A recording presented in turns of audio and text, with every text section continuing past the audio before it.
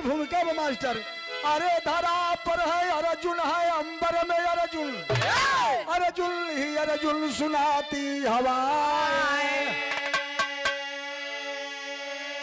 अब कल कल में अर्जुन हर पत्तों में अर्जुन, सुन नाम अर्जुन थर्राती दिशाएं। मानव दानव धनुज देव देवों में, अरे सरिता सरोवर पहाड़ों में अर्जुन।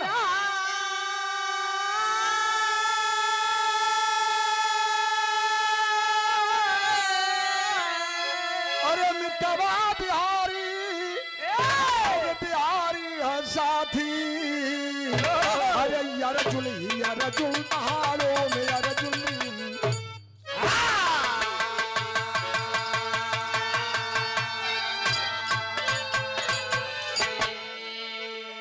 सुना महाभारत खत्म भय के बाद के कहानी रहल ना, यो महाभारत समाप्त के बातें के बात हो।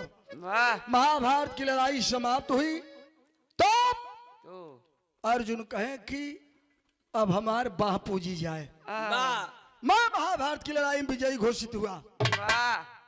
भगवान कृष्ण कहला, ए अर्जुन पहले अश्वमेघ का यज्ञ करा, अश्वमेघ का घोड़ा छोड़ा जाई। चारों दिशा में घूम के देख ला, वही तो से वीर बलि कोनो बचल त ना बाटल बा, वही के पुजाले जे विश्व विजयी होवेला।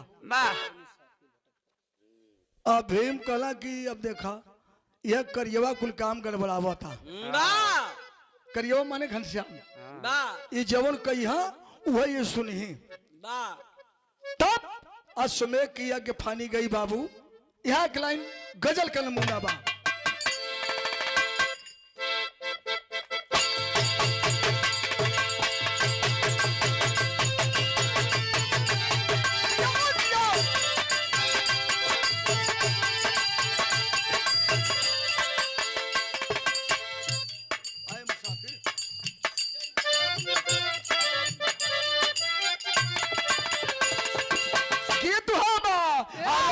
मुसाफिर भटकता है क्यों दर बदर, आया मुसाफिर भटकता है क्यों दर बदर, आया मुसाफिर भटकता है क्यों दर बदर। दोनों आलम का रहा पर मदीने में है, दोनों आया मुसाफिर भटकता है क्यों दर बदर, आया मुसाफिर भटकता है क्यों दर बदर। ब्राह्मण समाज के मुसाफिर भटकाता है क्यों दर बदर, आया मुसाफिर भटकाता है क्यों दर बदर, आया मुसाफिर भटकाता है क्यों दर बदर। दोनों आलम का रहा पर मदीने में है, दोनों आलम का रहा पर मदीने में है, दोनों आलम का रहा पर मदीने में है। आया मुसाफिर भटकाता है क्यों दर बदर, आया मुसाफिर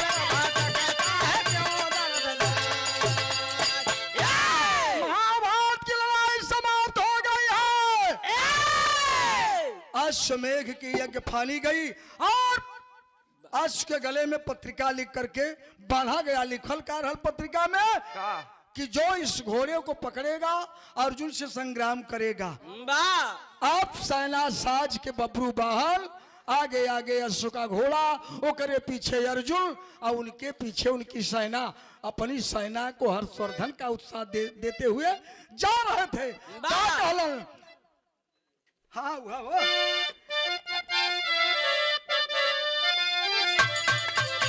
अरे जय बढ़ो जय जवानो चमन का रहा, जय बढ़ो जय जवानो चमन का रहा, जय बढ़ो जय जवानो चमन का रहा। जब विजय का पता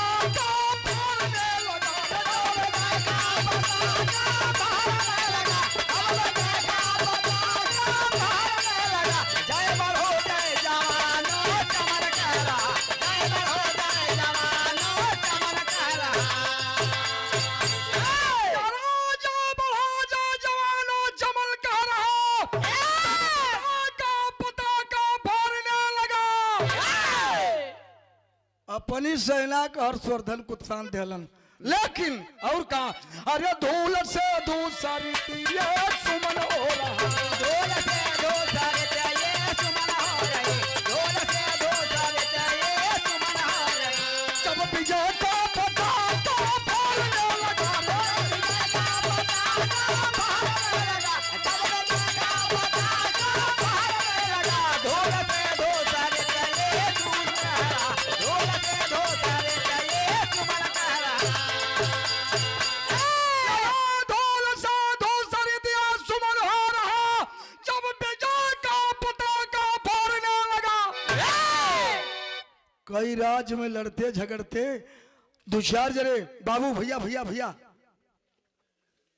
यहाँ पर लोगन के देख कर नाराज नहीं तो हमारे बच्चोदही जात दूसरे तनी गरीबी रही कि हम पढ़ी नहीं पाए ही बाबू।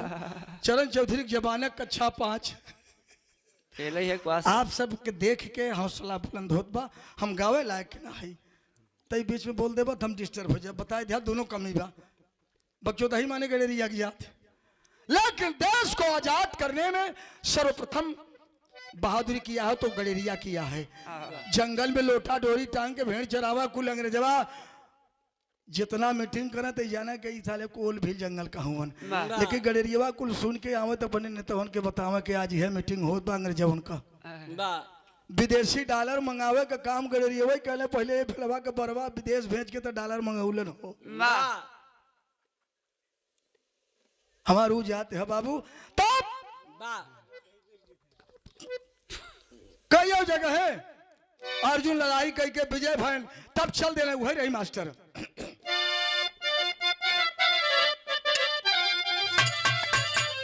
अरे गरुव में गरुवेला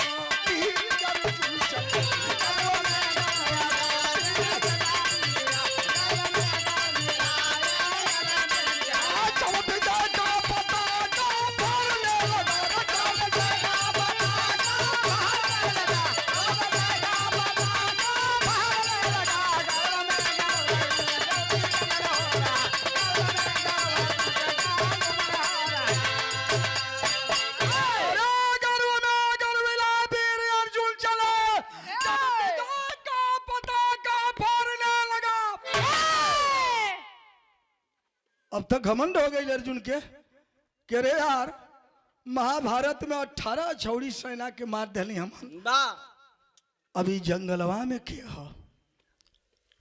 धीरे धीरे आज से पहुंचल कहा अर्जुन का विदेशिया का लाइन है मास्टर। ये बाबू कहे कि मणिपुरा दिशावा में अब यशो जब पहुंचा हो,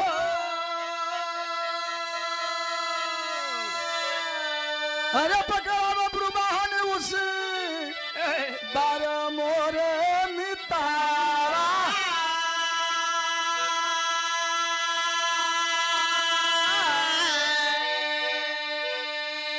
पिता से मिला नवा नवा चलला बाटे,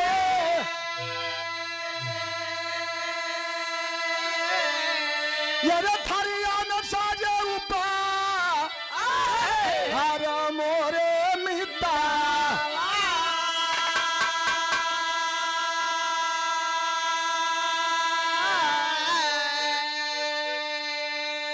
भैया। मणिपुर में जब यश पहुंचा अर्जुन का एक बबरू बहन नाम का लड़का था, बड़ा सुंदर घोड़ा देखलस और घोड़ा देख के पकड़ लेलस। अब पकड़लस तो करे गले में बधल पत्रिका रहल, ए लाइट वाला भैया हरियर का साइड इजात रहा, जब छटकावे तो तू वहीं से बैठ के देखत रहा कि निपोर दे तब हम जाई, ना उठला। लाइट लगाओ तो चल्लहट होता है तब ना जल्दी दिखैला। अब पीछे पीछे में पत्रिका जब खोल करके देखा तो लिखा था कि जो इस अश्व को पकड़ेगा और अर्जुन से संग्राम करेगा, तो कहे कि ना से खून खराबा के हम लोहा लड़ाई ले ठीक नहीं बा। थरिया में उपहार सामग्री सजा करके ले करके अर्जुन के सामने गया और एक पैर पर खड़ा होकर के विनम्र निवेदन किया, कहा सरकार ये उपहार स्वीकार कीजिए, अपना अश्व लेकर के जाइए। तब तो अर्जुन के घमंड हो गया, करे बाप रे बाप ई लेडी भर का लड़का घोड़ा पकड़ ले लस हमारे कर हिम्मत कैसे पकड़ ले लस और लड़ाई बदे कतराता लगला लड़के का ब्यांग लेवे ठे गीत लगल मास्टर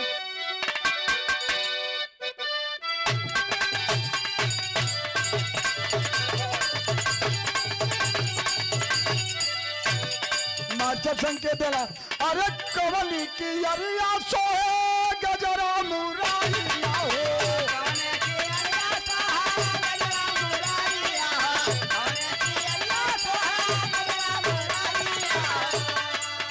कवली की यारी चवरैया आई हो लाला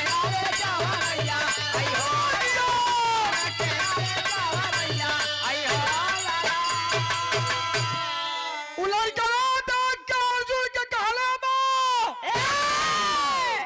रोवा जिल फरफरावा लड़ाई करल ठीक ना बा अर्जुन तैस में बाही मोर लेला हो और धनुष बाण हाथे में ले लेना तो कहला कि सुन अरे बेस्या के पेट से जन्म ला आई हो लाला बेस्या के पेट से जन्म ला आई हो लाला बेस्या के पेट से जन्म ला आई हो लाला रंगील के बेसावा के बन गइला राजा रंगील के बेसावा के बन गइला राजा रंगील के बेसावा के बन गइला राजा भरुआ के दूध से सवरला आई हो लाला भरुआ के दूध से सवरला भरुआ के दूध से सवरला आई हो लाला अर्जुन कहला खबरदार तुम क्या लड़ाई करोगे बेस्या के पेट का पैदा लड़का लड़ाई करी भरुआ के बूझ से पैदा हुआ लड़का लड़ाई करी वो एक का काम कर सकेला का करेला बबरू बहन शांत होकर के सुन रहा है का कहला अरे तबला बजाला हरा मुनिया बजावाला हो तबला बजाला हरा मुनिया बजावाला हो तबला बजाला हरा मुनिया बजावाला हरा मुनिया बजावाला हो तबला बजाला हरा मुनिया बजावाला हो तबला बजाला हरा मुनिया बजावाला ए कहला काहे ना कहला घुघुरुआ झलो कौला आई हो लाला कहला घुघुरुआ झलो कौला आई हो लाला कहला घुघुरुआ झलो कौला आई हो कहला घुघुरुआ झलो कौला आई हो लाला अरे लड़के बेस्या के साथ में रहे वाला आदमी ढोलक बजाई हारमोनियम बजाई तबला बजा का तू लोग मत नाराज हो तू लोग हमारे संगे बजाओ था हाँ सोचत ये रे जाई वाला देखा समय के बात होता वाह अगर 5 रुपया वाला ऋण साबुन ले लिया तो उसे कपड़ा ही धो सकते मुड़ी में नहीं लगा सकते एक लाठी मारी कपार फाट जाए एक झुआ हरदी चुतरे छोप दे काम करे ना करे जहाँ चोट लाग गया तई बात जहाँ का वहाँ लागू है तो वही सब पर लागू ना होए तो सब तो कलयुग वाले है यह काम और जब ढोलक तबला से खाली हो जाए तब और के बाद कौन काम करी कि अरे साया का चारा लाया सारी का चारा लाओ साया का चारा लाया सारी का चारा लाओ साया का चारा लाओ साया का चारा लाओ मुहवा में लाली खेला डोला आई हो लाला मुहवा में लाली खेला डोला आई हो लाला मुहवा में लाली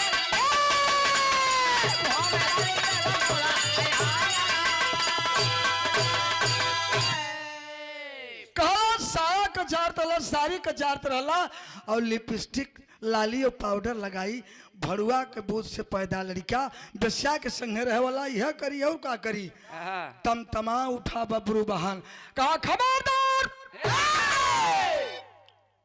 ज्वार समुंदर में आती नाई बध जाती घाटी में और आज हारूगर में क्या इतना लहू सलागी माटी में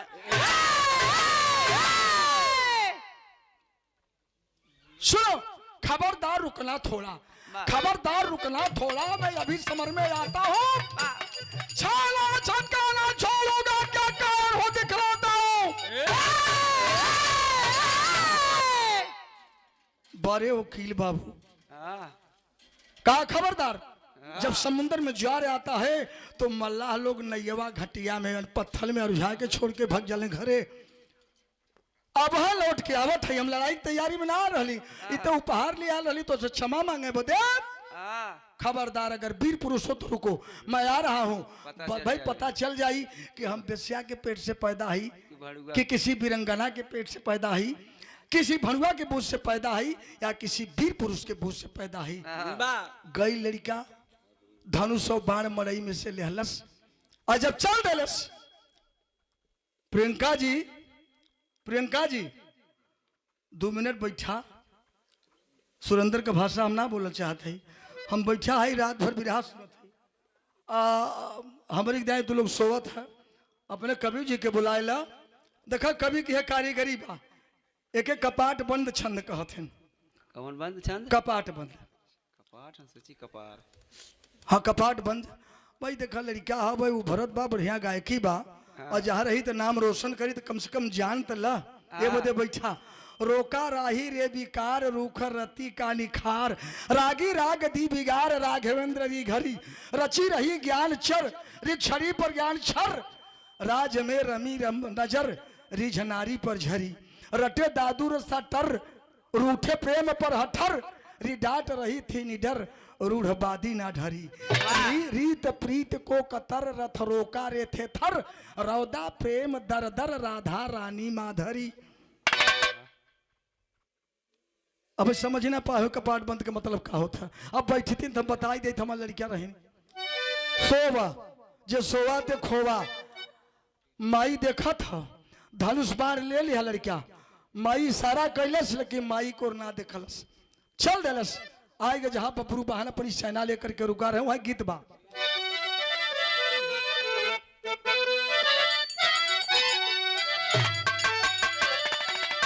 अरे बोले राम भूमंडल भी रंगीन हो गया, लोग जे फलक उठे तम तमाम मंडल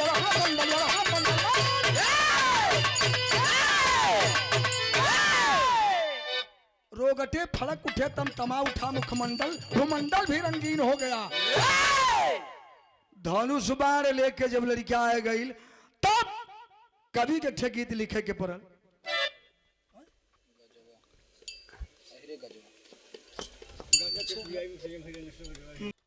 बड़े भैया श्रीमान जवाहरलाल पाल सादर 100 रुपया सम्मान के बहुत बहुत प्रणाम बा, सब भाई के नमस्कार प्रणाम बा।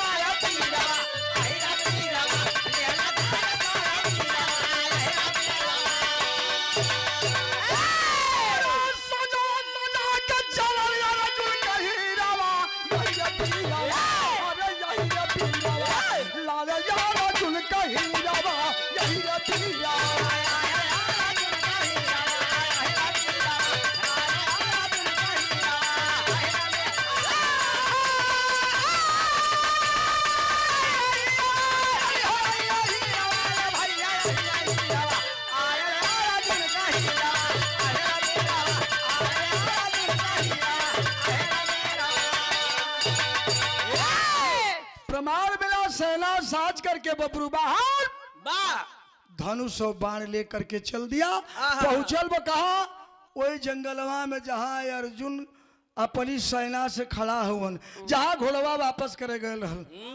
पहुंचल तैठे गीत लग गई मास्टर। हाँ लाइन हो जाही।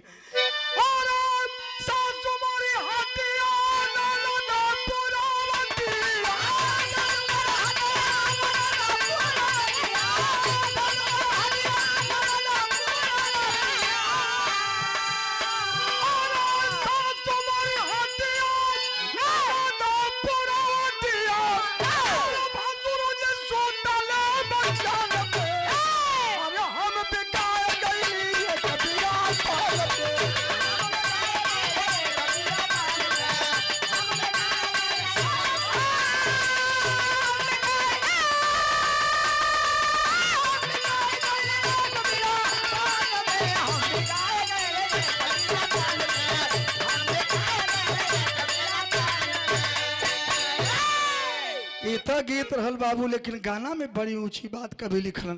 का लिखलन? यारो कर जल्ला नवाया तुल का समनाला,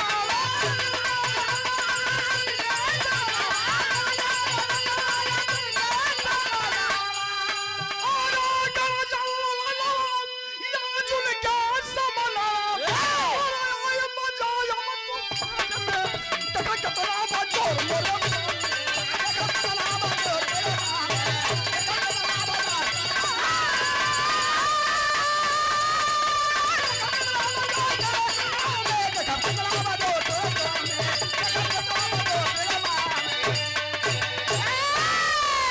गीत लग गई मास्टर। मिर्जापुरी चौलरिया बांध के रहियो कि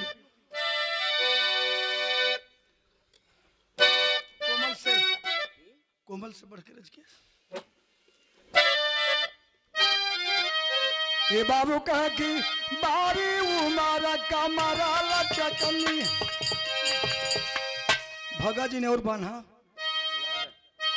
ए बाबू कहा कि बारी उमर कमरा लचकनिया, गोरिया भर निहुरी के बनिया, गोरी का झूले झूलनिया ना।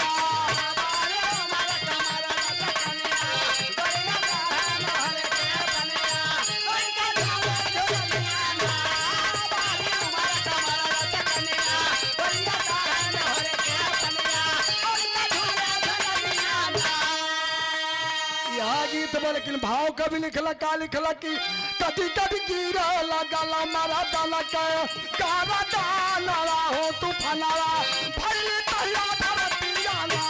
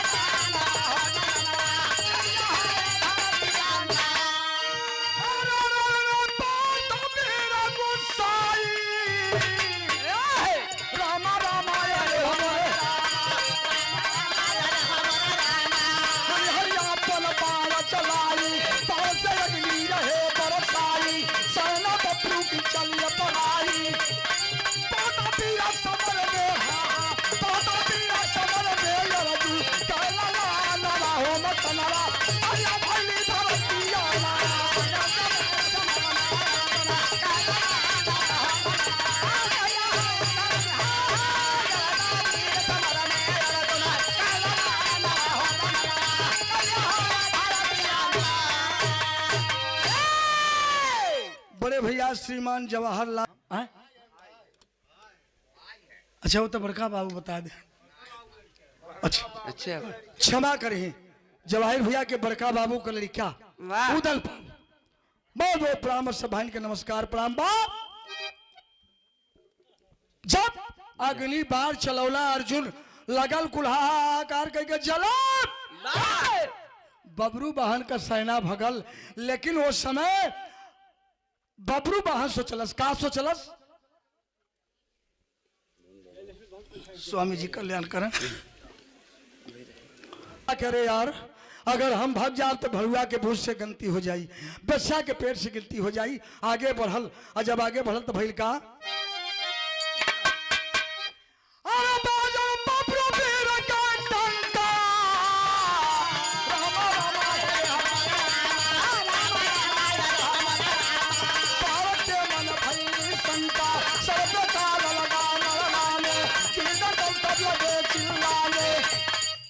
एक का बाण मरलस, भारत के शंका बन गई, काल कपारे में राय लगल। तब कैलस का कि मारा बबरू पान एक छाती, मारा बबरू पान एक छाती,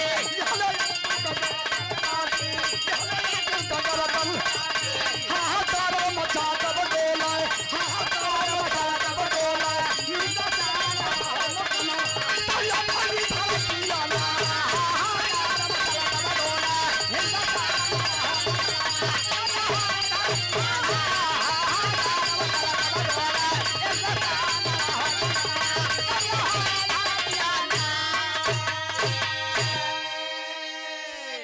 भैया हाहाकार मच गया। एक का बाण मरलस, अर्जुन का सर अलग और धड़ अलग, सारी सेना इकट्ठा हो गई। ये झूठ बोलुआ कुल पहुंच गए। सहदेव, नकुल, भीम और कन्हैया चारों पांचों जने पहुंच गए। मार के धराशाही कैलस, कहलस कि तुम्हारे सेना में जिसके पास सत्य होगा, जिसका सत्य नहीं डिगा होगा, वही व्यक्ति इसको जिंदा कर सकता है।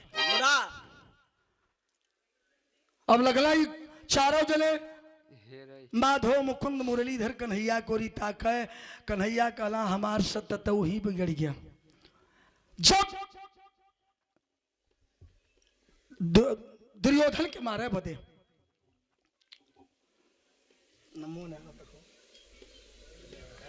दुर्योधन के नहीं यार, हाँ प्रतिज्ञा किया था कि अर्जुन के सूर्य डूबे से पहले मार दे, नहीं तो खुद चिता लगा के जल जाओ। आप अर्जुन प्रतिज्ञा कह रहे हैं। उस समय भगवान जान गए कि अर्जुन मरा जाइए। माया का बदरी कर दिलन, तब अर्जुन चिता सजा दिलन। अर्जुन जब चिता सजा दिलन तब धनुष बाण रख के जले जाए लगलन। तो भगवान कन्हैया कहला अरे अर्जुन वाह जय दरथ के, जय दरथ को मारने। अच्छा बुढ़ौती बा, कंप्यूटर खराब भा जाता है, मोहम्मद बा निकलता है बस ससुर। जय दरथ के कहा है क्षत्रिय का, वीर पुरुष का धर्म नहीं है कि अपना अस्त्र शस्त्र रख करके चले, ले करके चलो। चिता पर जब अर्जुन अस्त्र शस्त्र लेकर के लेट गया तो लोग कहला कि अरे जय दरथ अब तब तुहार दुश्मन खुद है, जरा जात कम से कम लगिया से देख तला। अब तक सूर्य डूब गया, अब तो के मारी ना। आज जब जय दरथ हुआ देख बदे आयल तो भगवान कन्हैया माया का बदरी हटा दिलन। कला अर्जुन अब देर मत करा, बाण मार दिला ठाए से। कहा वही सत्य खराब हो गया हमारा। सहदेव के कहा अरे यार जब महाभारत की लड़ाई का अच्छी साइड पूछे दुर्योधन आए, ओके बताई दिया तो पीछे से धर्मराज गए तो ओके डुप्लीकेट साइड बताई दिया। उस साइड खोजा था और इन्हें बताई दिया ओरिजिनल कि जा वही पिपरे पेड़े गए और रतिये जे अपन नगाड़ा पहले जे कर बाज जाए वही के विजयी हुए। भीम चला गए 4 बजे भोरवे में कस के पेटवई बजाई दिए, पूरा हस्तिना सुनाई गया। कहे वो हमार सत्य खराब हो गया। नकुल कहे गोरू जरूरत रहे राजा विराट की यहाँ, हमार सत्य हुआ खराब हो गया। धर्मराज कहे का बताई, रच के भाई बताई न, और वही नाते उनकर उठई भर गला चला गए और वही से कोड़ शुरुआत हुई कर बहनुया मरई। रचनिक स्वाद बदे पारा सर कोहिया दे दिहन, हम तू बच के भरत ही ये बहनोइये मरे में मार होली। तब बबरू वाहन धनुष बाण लिया, सबका सत्य खराब कर दिया। कहा अगर जिसमें शक्ति हो अर्जुन को जिंदा कर लो। ये जा रहा है अल्लाह का लाई लगल मास्टर।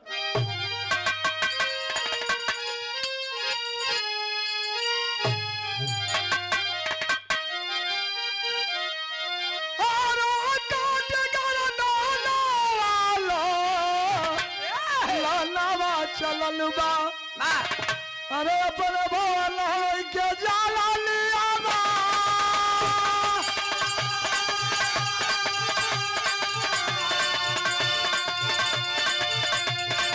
बैठिया गलवही मेरे वाली मरला।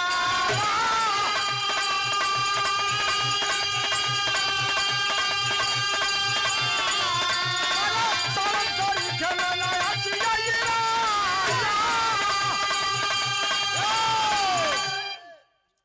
पैसा गनत है दे ही नहीं, हर ताकत हर कहे ताकत है। उनकर मन कहे तो दे ही नहीं, न दे ही तू हर चिंता का हम सवेरवा हम उनसे ढेर तो है थे।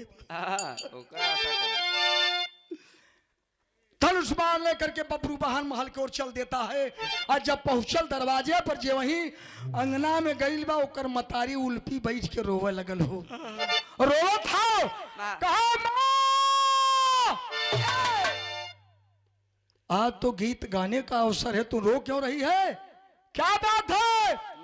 जो तुझे बेश्या के पेट बताया, पेट से बताया था मुझे, तुझे बेश्या बनाया था, मैं आज उसका सर और धड़ अलग कर दिया हूं। क्यों रो रही है? माई रोई की कलश बेटा। अरे लाल, तू जेकर गर्दना काट देला वो दूसर क्यों ना रहल? गुलशन, ये हमारे प्यारे मुन्ना गुलशन सरोज अब होली के धरती से 2 पहिया का 1 नंबर का मिस्त्री हुन और यूट्यूबर है वो। हाँ, वो 3 चक्का वाला मिस्त्री है, वो यूट्यूबर है रवि साहब। और ये गुलशन सरोज 2 चक्का के मिस्त्री है और हमार गाड़ी लहरत मारत ऐसे ऐसे सुधारन पावत है। स्वामी जी कल्याण करे, पूरा परिवार सुखी रहे। बहुत रुपया सम्मान किया 200 रुपया से और सुंदर पुष्पहार।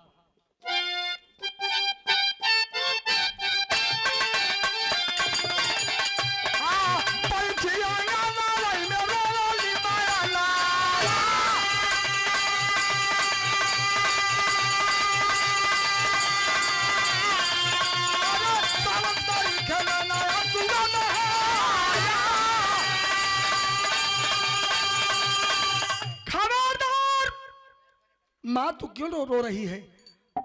जो तुझे बेस्या बताया था, मुझे भरुआ के बूझ से बताया था, आज उसका धड़ अवसर अलग कर दिया। गीत गाने की जरूरत है, रोने की नहीं।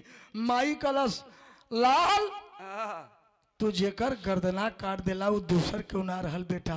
रहल के कलश क्यों है? तुहार बाबू हो। कहले बा माई के जाने मुदाई आटा काटा लागताई।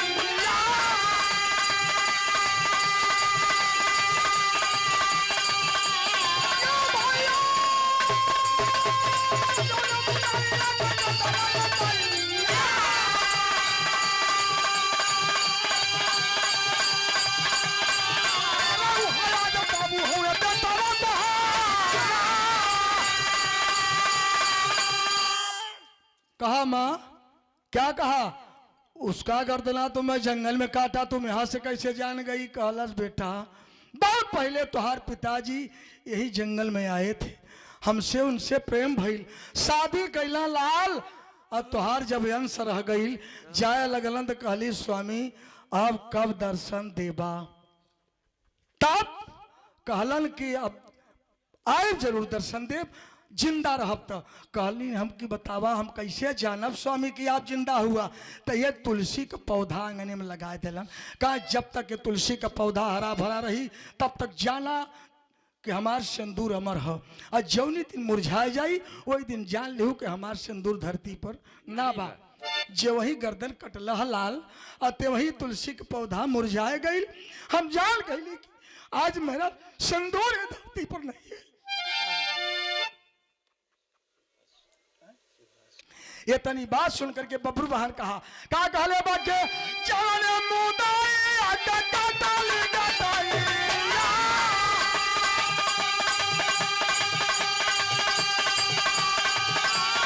जाने मुदाई आटा काटा ले गाताई।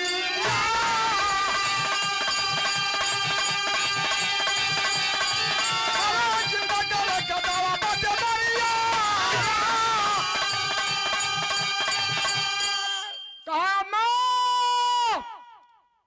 मैं जिसका गर्दना काट दिया हूं उसको जिंदा करने का भी दावा है मेरे पास। लिया धनुष बाण, आ गया। कुंती वहां सपना सुनलस हो, कुंती सपना सुनलस।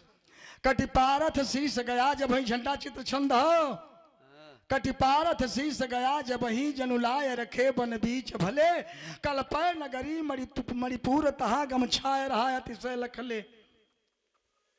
अरे बाप रे बाप, बबरू बहाने आया, कहा किसी के पास सत्य नहीं है तो जो गर्दना काटे है वो जिंदा भी करेगा। कैलाश का वो बाबू नागलो का पाला चलाई के लाला।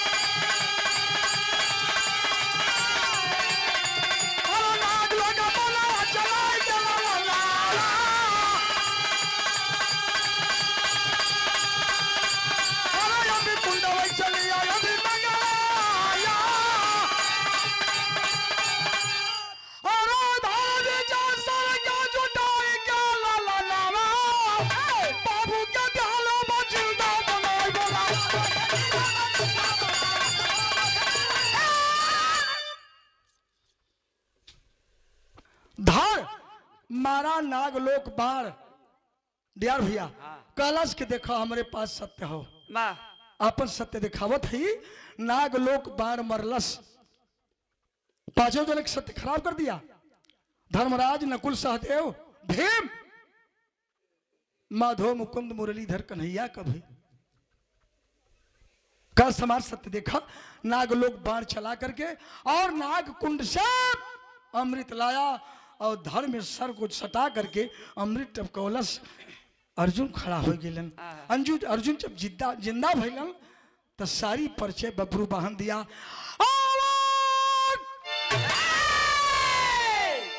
अर्जुन आवाक हो गए सारी सेना आवाक कलश की आप तो हमारे पिताजी हैं हमार माई उल्पी अरे उल्पी कहाँ है कल घरवा वो जंगलवा में ठे मड़ई हो बाबू खड़ी कलाइन है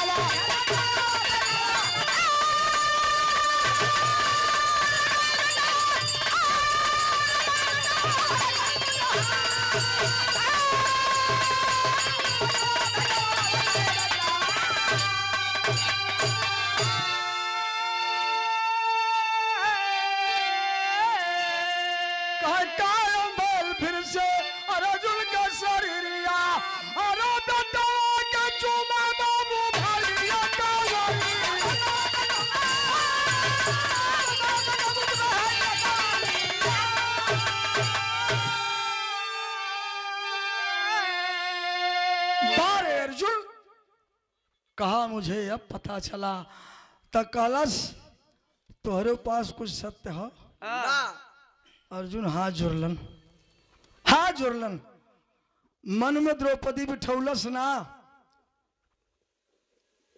मन में द्रौपदी बिठौलस ना 181 पृष्ठ में 11 लाइन में स्पष्ट लिखा बा स्वयंवर जब द्रौपदी को हो रहा था कर्ण भी गया था नीचे कराहा में तेल बा ऊपर चाक चलत बा चक्कर चलत बा वही मछली बांधी बा और तेल में देख के नीचे ऊपर निशाना बेधई के करे मछली के बाएं नैन में दाहिने नहीं बाएं नैन में तो कर चल दिया कर वहां से उठा बहादुर था धनुषधर था तब मुख पर कर घूघट कर ओट कसके मारी द्रौपदी चोट कर्ण कहा कंचित होती न जननवा स्वयंवर बिछवा द्रौपद कहा लगी फटकार एक तो पता नहीं अवतार दूसरे जाति सुत घर नवा स्वयंवर बिछवा लेकिन द्रौपदी जान गई कि हम मछली के नैन में बाण मार देगा बहादुर पुरुष था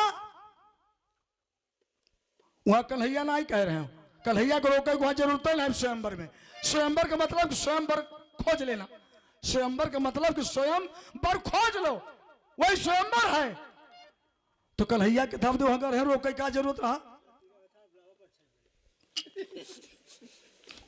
वहां कोई रोकने नहीं गया था इस प्रियंका जी बताई कि कन्हैया का खबरदार एक जिन मारा थे अरे बाप रे गांव को झगड़ा हो तू वहां जिन जा भैया वो स्वयंवर था लेकिन द्रौपदी स्वतः कही थी कि द्रौपद कहन लगी फटकार एक तो पता नहीं अवतार दूसरे जाति सुत घर नवा स्वयंवर भी चला तब क्रोध में आया कर धनुष पर बाण चढ़ाया कहा मुख पर कर घूंघट का वोट कसके मारी द्रौपदी चोट कंचित होती न जननवा स्वयंवर भी चला अगर मेहरारू न हो तो तुम बारे बाढ़ के देहिया छलनी कह दी वहां आधापति हुआ था अच्छा बिरहा मार चढ़ा चाप के कि नहीं अच्छा भैया ठीक बा कहे कि कायम भयल फिर से बाबू का शरीरिया और के चूमा बाबू भरिया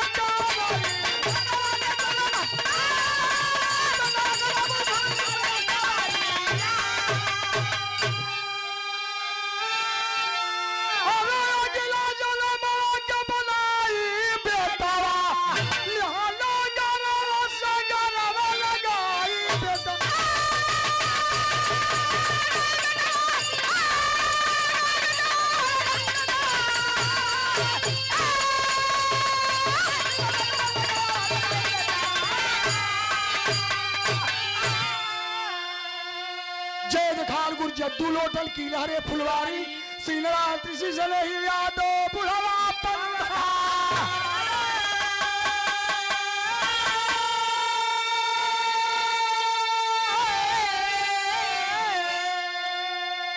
विराह हमार खत्म बा। जानत सबके है, जानत है आप सब, लेकिन रच के याद कराई दे के जान दिमाग से उतर गया हो। धरती पर एक नंबर का साक्षात भगवान बिना चड्ढी पहले डोल के चला गया, लोगन के संदेश देते हुए कोई पहचान नहीं पाया।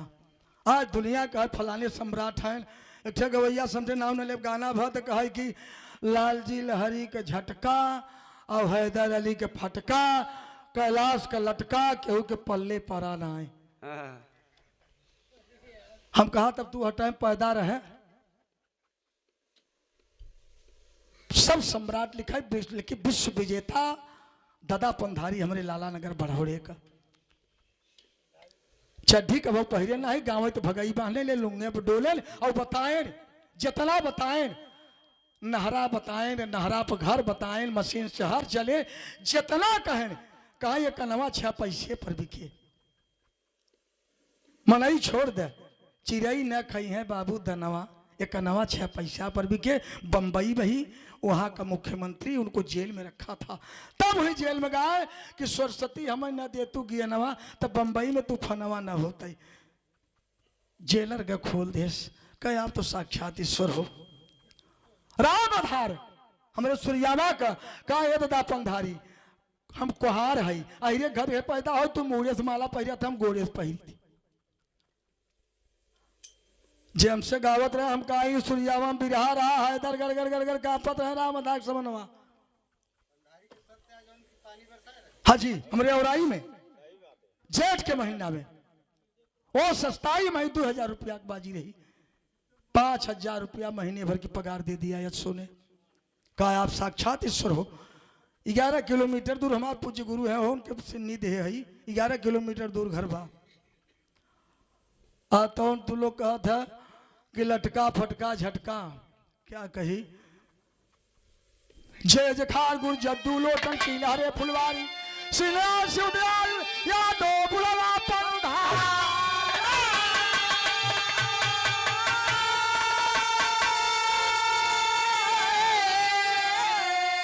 भूमन